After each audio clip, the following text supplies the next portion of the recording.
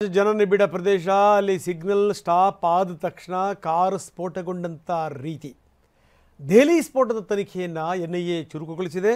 ಎಲ್ಲ ಆಯಾಮಗಳಲ್ಲಿ ತನಿಖೆ ಶುರುವಾಗಿದೆ. ಇವನು ಶಂಕಿತ ಉಗ್ರ ಡಾಕ್ಟರ್ ಉಮರ್, ಅವನ ಹಿನ್ನೆಲೆ ಏನು, ಯಾರ್ಯಾರು ಅವನ ಸಂಪರ್ಕದಲ್ಲಿದ್ದರು, ಯಾರ್ಯಾರು ಅವನಿಗೆ ದುಡ್ಡು ಕಾಸು ಕೊಡ್ತಾ ಇದ್ರು, ಯಾವಾಗಿನಿಂದ ಅವನು ಈ ಹುಚ್ಚಾಟ ಕಲಿತಿದ್ದ, ಎಲ್ಲೆಲ್ಲಿ ಓಡಾಡಿದ್ದ, ಕನ್ಹಾಟ್ ಸ್ಥಳ ಸೇರಿದಂತೆ ಬಹಳಷ್ಟು ಕಡೆಗೆ ಓಡಾಡಿದ್ದಾನೆ.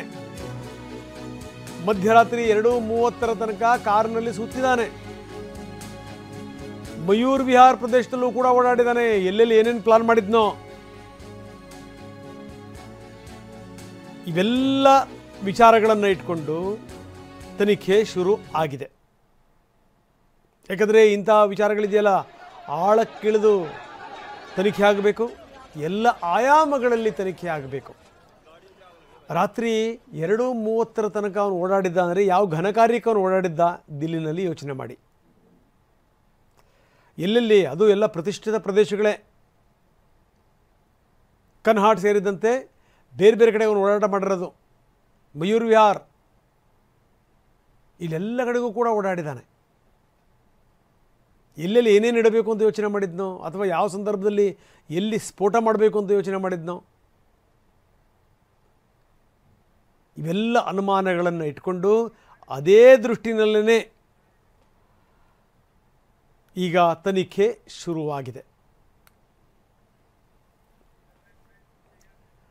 ಇನ್ನು ಆ ಕಾರ್ದು ಕೂಡ, ಕಾರಿನ ಬಗ್ಗೆ ಹಲವಾರು ಮಾಹಿತಿಗಳಿವೆ. ಅದು ಯಾರ್ದೋ ಸೇರಿದ್ದು, ಅದಾದ ನಂತರ ಖರೀದಿ ಮಾಡಿದ್ದ, ಅಥವಾ ಇವನೇ ಕೊಟ್ಟಿದ್ದ, ಡೂಪ್ಲಿಕೇಟ್ ಡಾಕ್ಯುಮೆಂಟ್ಸ್ ಕೊಟ್ಟಿದ್ದ, ಈ ರೀತಿ ಎಲ್ಲವೂ ಕೂಡ. i20 car, doctor Umar Mohammed ಬಳಸ್ತಾ ಇದ್ದಂಥ i20, ಅದರ ಬಗ್ಗೆ ಒಂದಷ್ಟು ವಿವರಗಳು ಗೊತ್ತಾಗಿದೆ. 11 ದಿನದಿಂದ ಅಲ್ ಫಲಾ ವಿವಿನಲ್ಲೇ ನಿಂತಿತ್ತದ್ದು. ದೆಹಲಿಯಲ್ಲೇ ಕಾರಿನ ಎಮಿಷನ್ ಟೆಸ್ಟ್ ಆಗಿತ್ತು. 29ರಿಂದ ನವೆಂಬರ್ 10ರವರೆಗೆ.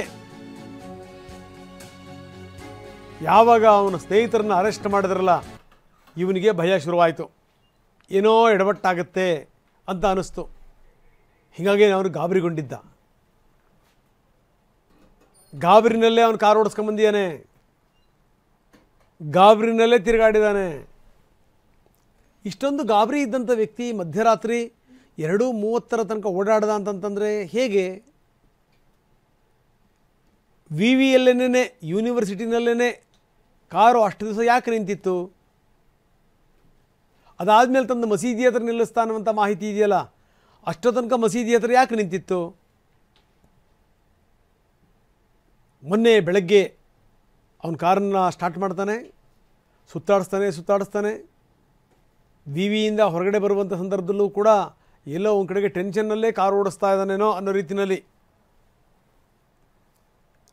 ಈಗ ಎಲ್ಲ ವಿವರಗಳನ್ನು ಕೂಡ ಪೊಲೀಸರು ಪತ್ತೆ ಹಚ್ತಾ ಇದ್ದಾರೆ. ಎಲ್ಲ ಆಯಾಮಗಳಲ್ಲೂ ಕೂಡ ತನಿಖೆ ಆಗ್ತಾ ಇದೆ.